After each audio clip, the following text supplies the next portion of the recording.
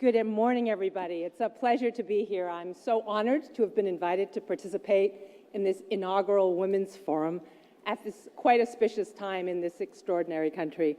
Cherie, just to be following you, I'm very humbled.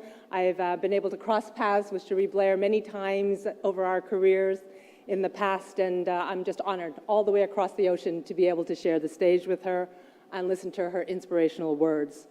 So I hope to share a little bit of my journey as a woman who's been able to break through that CEO glass ceiling, very importantly as a proud Asian, and also someone who's spent some time understanding both at Avon and today at Grameen the real power and the impact of women's entrepreneurship.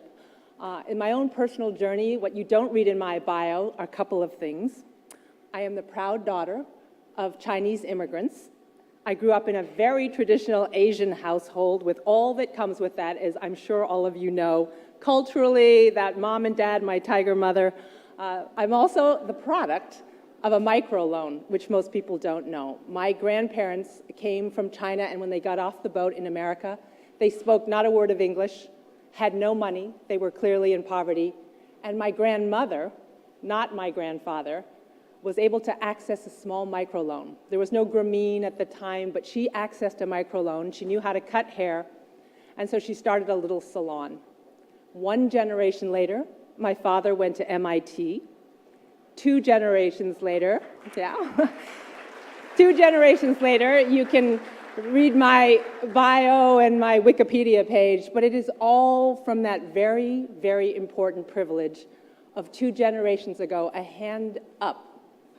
Not a handout, a hand up to a woman that can dimensionally change the life of a family, and I am living proof of it.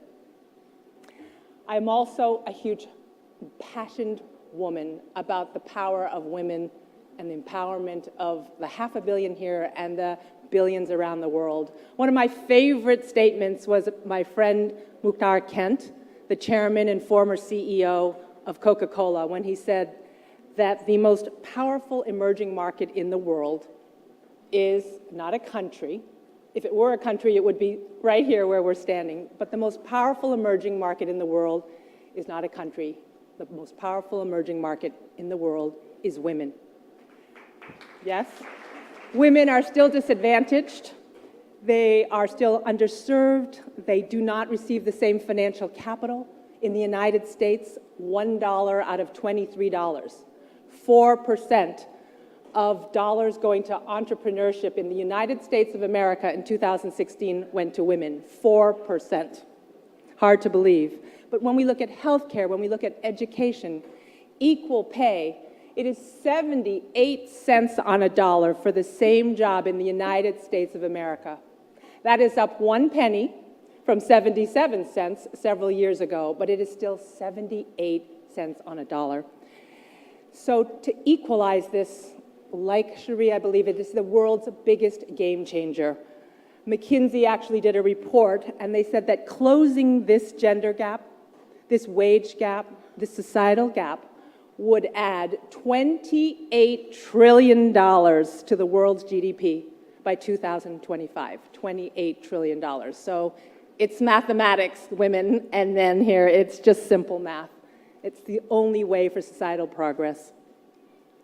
As an Asian American, I faced a lot of interesting things on my journey. I'll tell you a little bit about it, but I can tell you that 25 years ago, even when I had risen all the way to the top, I would walk into rooms in the US, Asia, Latin America, and Europe, and often people would say to me, expecting not a young 39-year-old Asian American woman, they would say, "Why don't you just wait here, and when your bosses come, we'll start the meeting." And I very nicely and respectfully had to say, "That's fine, we can wait for them, but I am the boss." So life has changed, progress is getting better, and I am a believer that the glass is half full. When I graduated from college and started my career, I felt like I had to make a choice between doing good and purposeful work and getting a job. I actually wanted to go to the Peace Corps, and my parents told me, "That's very nice, we admire your desire to serve, but you need to pay back those loans and you need to get a real job." So when I finally, years later, got to Avon in the early 90s, I found, luckily, that life could combine both. and that it was a company that, in fact, had a legacy of empowering women for centuries. Just a few minutes on Avon, because most people think of Ding Dong, the Avon lady, lipsticks and skin cream. But actually, in 1886, 34 years before women could vote in the United States of America, the prescient founder of Avon, who was a man named David H. McConnell, believed that there was an opportunity not only to sell cosmetics, but to have women as the sellers, and this was way before they could vote. He was an encyclopedia salesman. All direct sellers at the time in America were men. He went door to door selling encyclopedias, and one holiday someone gave him a little vial of perfume and said, maybe the women will want to buy all of those volumes if you give them a free perfume with the purchase. So when he knocked on those doors, two things. The women said, we don't want the books, can we just get the perfume, we'll pay for it. And number two, can we sell?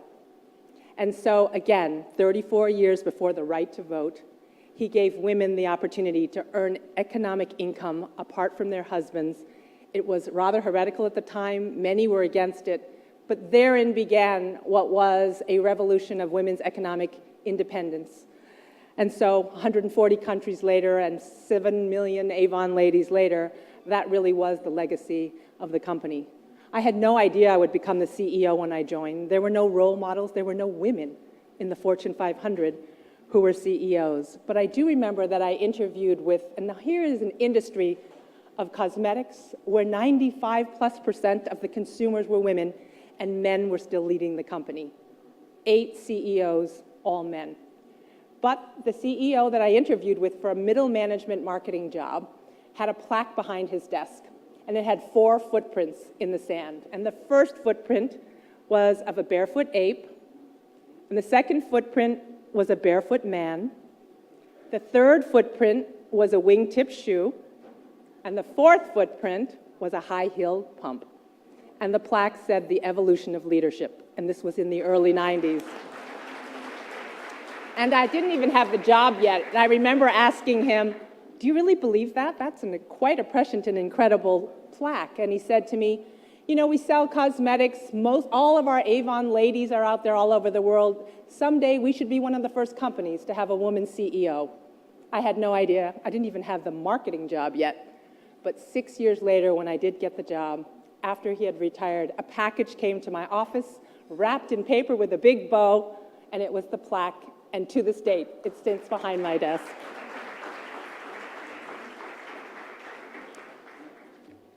I had the greatest opportunity to lead at a time when I was only one of 3 women CEOs at the time. That, by the way, 3 out of 500 rounds down to 0%. But it was an extremely interesting opportunity because I remember taking the job on, and my father was interviewed by Dan Rather, a television journalist, who wanted to understand if my parents ever knew and always knew that I would become a CEO. And quite to the contrary, on national television, I recall him saying, absolutely not. I raised her as a very traditional Asian daughter with a lot of respect, and my perception of CEOs in the corner office are cutthroat men who fire people, and I just don't see the fit. And I remember thinking, this is national TV, Dad. How could you be saying that? But of course, in many ways, he was right, because I didn't want to have to change who I was. I needed to learn to be far more assertive. The job is a tough one, but not aggressive. I needed to learn how to still be humble, to still have compassion, to never lose the sense of integrity, yet make those very hard calls that are part of the CEO job.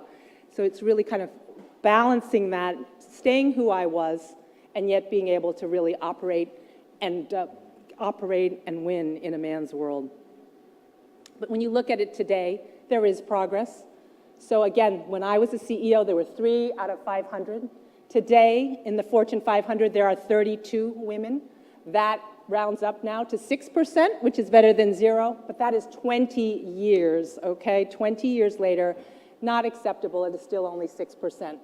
I am encouraged, though. I am an optimist because I think the glass is half full, in that the women leading these companies, they are large companies. You have Mary Barra, the CEO of General Motors, the first woman to lead a completely male-dominated industry in the automotive world.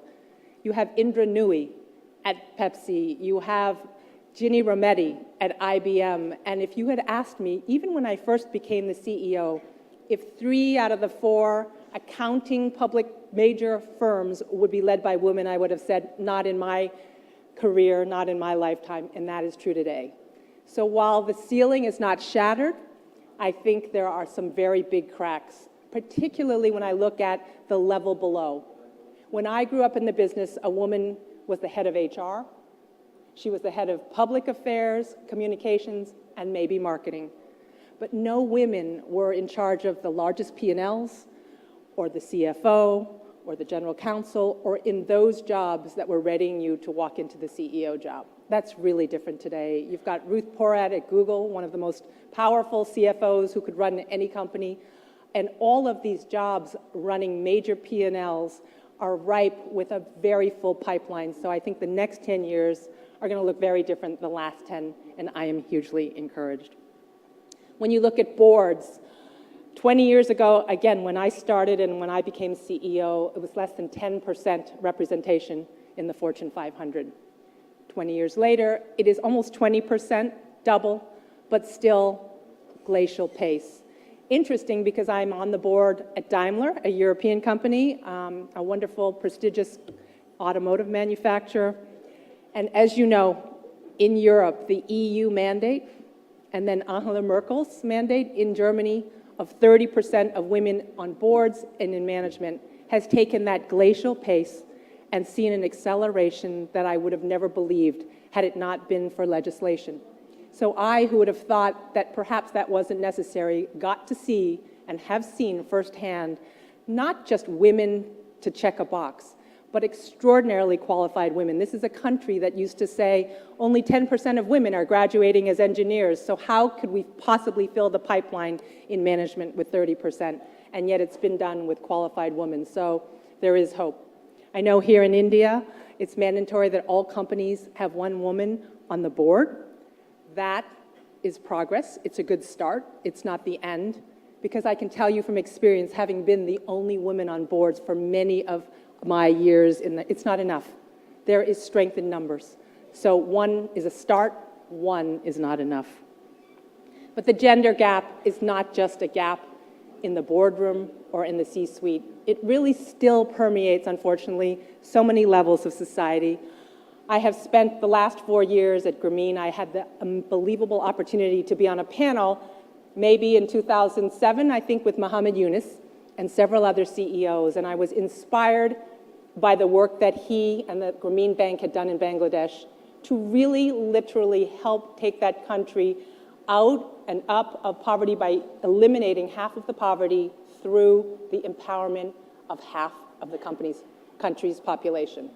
And that microfinance program and microcredit, which has spawned a complete industry, has done more to help enable women get financial inclusion. He talked about 40 plus years ago when he would go out into the villages when the traditional banks were not giving women loans. And he said it was very difficult in the beginning because they would go out and try and give loans to women, and they would come back saying, maybe we should just give it to the men, because the women are basically saying, you know what, I don't understand the language of finance, give the loan to my husband. And they would go back out and say, no, that is history and society speaking, that is not your voice. You have every bit as much entrepreneurial DNA. And so if you have a chicken, buy a chicken, it lays eggs, you sell those eggs, you pay us back. You have now established credit. Credit is a basic human right for women as well as men.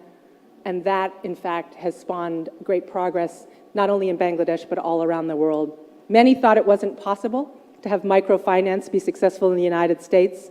We are 10 years now in the United States. We've served over 100,000 families. The repayment rate on non-collateral, no-recourse loans is 99.6%. Microcredit programs all over the world have proven that women repay those loans sometimes up to 40 points better repayment than men. The primary reason is that men access other capital. It is one of many loans. There's not the loyalty or the gratitude. For women, that dollar, it has been proven country after country, when a woman earns $1, that dollar goes back to her family, to education, to health and to society as a whole. So it has been a brilliant opportunity to see firsthand. Sometimes people say, lipsticks to microcredit, it must be very different. But giving you a little bit of the context, it really is kissing cousins, and I feel very blessed to have been able to work in women's empowerment for all these years. Let me just end with a few of the words that people have said to me, some of the advice I have been given. So these aren't mine. These have been mentors and advisors who have really helped me on that journey all these 20 years, in the hopes that perhaps it can inspire you or that it would help you as you journey forward. The first was, I had a woman tell me, follow your compass, not your clock.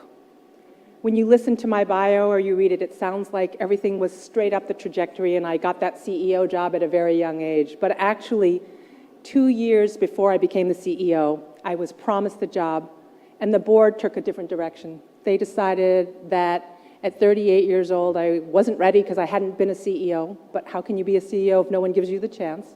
And they put a CEO male from the board into the role. And there was a big expose about that in the New York Times that said there's a glass ceiling, women can't get to the top. And from that article, I was actually offered 2 CEO jobs. And this mentor of mine said, but you love Avon, you love what it's about. You were never all about just getting the title in the corner office. Follow your compass, not just your clock. Do what's in your heart, not just in your head. It's a long journey, and you have to have passion for work. Life is too short. There's no great life without great work, and there's no great work without great purpose and passion. So I stayed. I turned those jobs down. 17 months later, he did not succeed. He failed in the job, and I got the job and became the 9th CEO and the first woman. And the rest is history, but I did follow my compass, not my clock, and it made all the difference, not just in my work, but in my life. The second piece of advice I was given, which I think I tell young people all the time, this is a world where industries are getting disrupted overnight. And you have to reinvent your companies or your businesses. But people are the reinvention. Companies can't reinvent themselves. Only leaders can reinvent. So the advice I got was the following. Fire yourself on Friday evening and then rehire yourself on Monday. If you lost your job on Friday and they brought in someone new on Monday morning, would he or she do something different? Would he or she look at your very same role with fresh eyes, be able to walk away from those sacred cows, look at things that perhaps you've become a little stayed in because you've been there a long time? That's what a new person would do. But if you can do that, because you've got all the experience and all the history, then you will constantly not only reinvent yourself, but you'll be the catalyst to reinvent your business, small or large, even if you decide to leave it and go to another industry. That constant forcing of self-reinvention is one of the tools and one of the most salient pieces of advice that I have gotten in my career. The third I got from my very good friend Steve Jobs at Apple before he died. I had the pleasure of working with him for several years, and he said to me 2 words: fail forward. Everybody talks about Apple and all of the extraordinary successes. It's the #1 market cap company in the world. But they have made many mistakes, and they are proud of some of their mistakes, because from each of those mistakes, they learned, they got better, and some of the biggest successes came from some of the biggest mistakes. If you're not making mistakes, he used to say, then you're not bold enough, you're not courageous enough, and you're not innovative enough.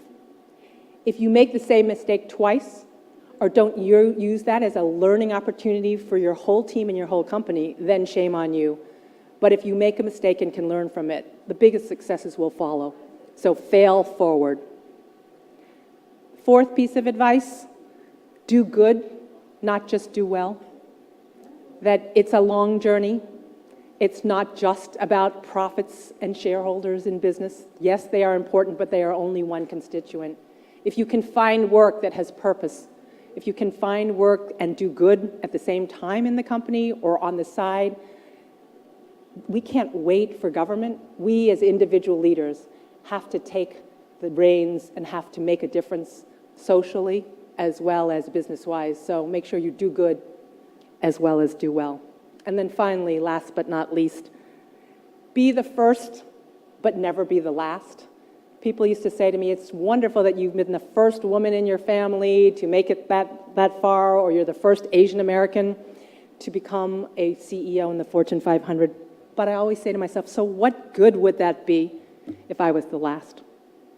What good would it be? And that is, I guess, the purpose of this forum, of all of you sitting here this morning and throughout this day, is that it is upon all of us to make sure that people stand on our shoulders, that we are, if we're the first, definitely not the last. So I leave you with 3 questions. If not here, then where? If not India, I mean, the world is betting on India. You are making such extraordinary change at a dizzying pace.